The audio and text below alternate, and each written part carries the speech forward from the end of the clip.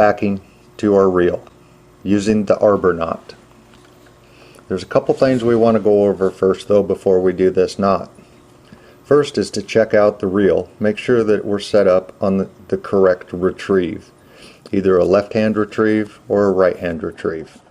This reel is set up on a left-hand retrieve. Remember, our fly line will come off the bottom of the reel and our backing. So we want to start our knot from just make sure that your reel's set up on the right retrieve. If it's not set up on the right retrieve, and if you need to switch it over, look at the manufacturer's guidelines and specs. Most of them are very easy to convert. The Arbor Knot. What I like to do is take the tag end of my backing and just put through the bottom of the reel. Make sure that it's underneath the post on the bottom, and just wrap around the spindle. Once you get it around the spindle, we have our tag end here and our standing line here.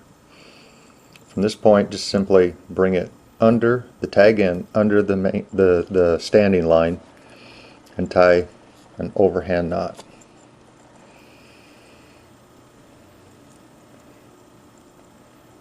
Hold the knot together with the thumb and index finger. Pull the tag through.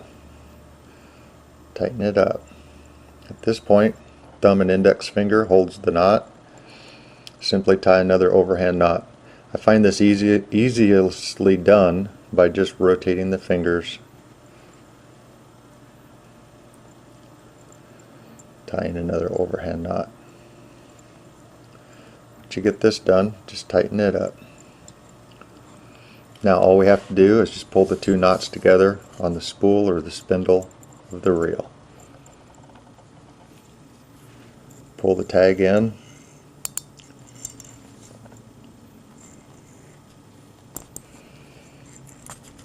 It will slip around the spool, bringing the two knots together.